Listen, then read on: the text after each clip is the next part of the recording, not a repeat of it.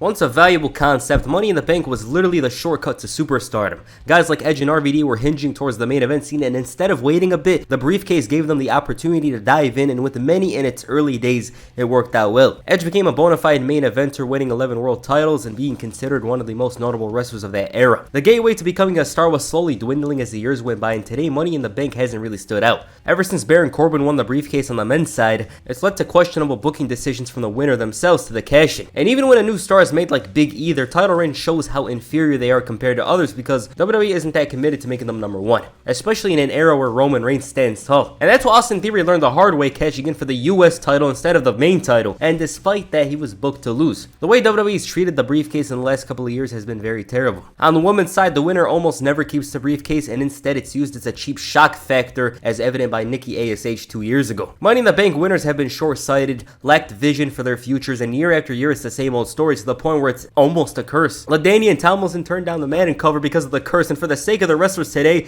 they should turn down Money in the Bank. Alright, that's a bit of an over-exaggeration, but Money in the Bank needs direction, and this year is a great way of steering back to what made the Money in the Bank briefcase special. On the women's side, you have Zelina Vega, Becky Lynch, Trish Stratus, Io Sky, Bayley, and Zoe Stark. A star-studded lineup and a lot of experience, especially on the highest level. The women's booking on Raw and SmackDown has been very off. There's not much effort put into it. Rhea Ripley as champion has done absolutely nothing, and this is somebody coming off a big title win at WrestleMania. As for this match, the result to me seems a little too open, but I'm not trying to be Dave Meltzer, but plans change. Becky Lynch is a huge star in the women's division. She has that legend status, I'd say, and it's not like she needs the briefcase, but this hasn't stopped WWE in the past. If it's to add more interest to the feud, they'll do it. However, being involved in a feud with Trish Stratus makes me think otherwise. Trish, in my eyes, has a better chance. This is the only reason why, because WWE never leaned towards having one of their legends on the women's side with the belt again. That's the only reason I'd say, because other than that, Becky Lynch is clear. In addition, that feud doesn't need a title to prosper, especially with SummerSlam near. Zoe Stark shouldn't be the winner as well because she just debuted, and even if she were to win the title, I just don't see it going well. First-time champions in recent years are hit and miss, and to have somebody who just debuted from NXT win the title without even making their presence felt isn't the move. So that leaves 3.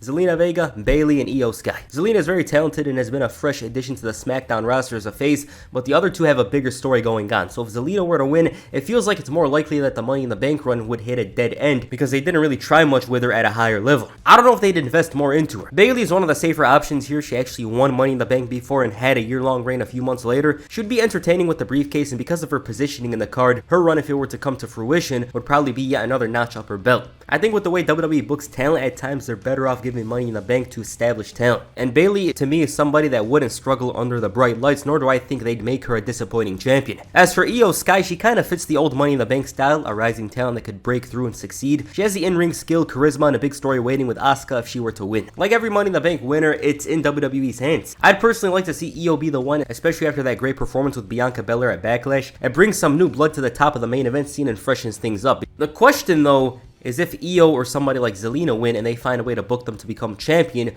will they remain around the top? That's the question. But my pick is Io Sky. WWE probably goes with her as well, and only time will tell how her run will be if she were to win the briefcase and possibly cash in successfully to win the title. The men's Money in the Bank match the last couple of years has left a lot to be desired. Even if the holder of the briefcase wins the belt, they end up having a forgettable title reign. Otis didn't even get the chance to cash in, so they messed that one up in the beginning. This year's Money in the Bank is very mid-card-esque, which could be a good or bad thing. The good part is the match will be very entertaining. The bad is that the winner could end up being another name added to the last few years of strange booking involving the Money in the Bank briefcase. So for this one, whoever WWE chooses, they have to be absolutely sure of their ability and their efforts towards booking them. Ricochet, Shinsuke Nakamura, Damian Priest, Santos Escobar, Butch, LA Knight, and Logan Paul. In the case of Ricochet, I guess he's there to make the match more entertaining, similar to Shelton Benjamin back then. He'd pull some of the craziest spots and just go all out. Shinsuke Nakamura is in the middle of re-establishing himself. I personally don't see him winning here, but it would be very surprising because of the amount of times Nakamura has been restarted for this to be his big moment.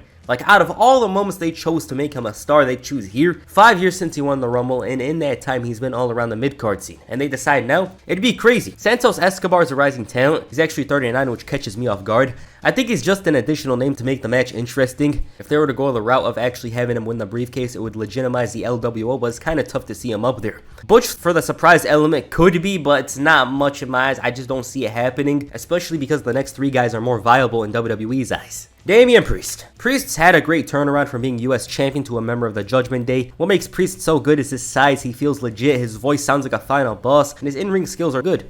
It took a while for them to see him in a different light, but after that Bad Bunny match, it feels like he's appreciated more. Talent-wise, I think Priest could hang at the top. He's around the same age as Santos, but it feels like he's valued more. With Priest, he has a big story that could break the Judgment Day. Finn could get jealous, or he could even kick the Prince out of the group, feeling like he's the guy that's actually accomplishing something. Priest has potential to be a major player, and I've been saying it since he was called up, but there was a few bumps. Even in the Judgment Day, he's somewhat overlooked, and you almost forget that this man can fly alone. He's very capable of it, and if he were to get the Money in the Bank briefcase, I personally feel he would do well. LA Knight is the favorite as of last week. That probably changed on Raw, but the reason why LA is so popular and favored comes down to his mic ability and charisma. He's been working hard on improving himself, and after his call-up, it felt like time was running out, especially because he had a bizarre gimmick. But he made the most out of his opportunity in the Bray Wyatt feud and got the fans' attention. I really like an organic rise like his because he didn't have a strong backing early on. So he had to scratch and claw his way to this point, and even that's not enough. He's still going, and whenever LA Knight comes out now, the fans go crazy. He's a heel, yet the fans cheer him like he's a face. There's not many wrestlers in this day and age that grow as organically as LA Knight has, and despite his age, it seems like he has a good future ahead. LA Knight as Money in the Bank would keep the fans engaged and interested. His promo ability is ridiculous in this era of WWE and gives him a significant edge compared to others. Best of all, this man treats himself like a star and the fans reciprocate that sentiment towards him. Momentum-wise, there's nobody in that matches LA Knight at the moment. And then there's Logan Paul. His reputation speaks for itself as a wrestler. He's pretty good, but outside the ring though, the sentiment towards him isn't that positive, especially in the wrestling world. Talent-wise, a lot of people appreciate him, but as a person and his status, he's not liked. So him coming in here to win the briefcase is a result not many want to see. From WWE's perspective, it's simple. The reach Logan Paul has compared to the rest of the roster is incredibly strong. If you see some of the YouTubers, social media, entertainment stuff, time from time he pops up on the news, something he did, or whatever. So holding Money in the Bank on an episode of Impulsive with his guest being the Sideman or Nicky Jam, it's something WWE loves. Booking wise though, it's going to give him a lot of heat. The fans are going to boo hard and hate this thing because Logan is undeserving, as they say.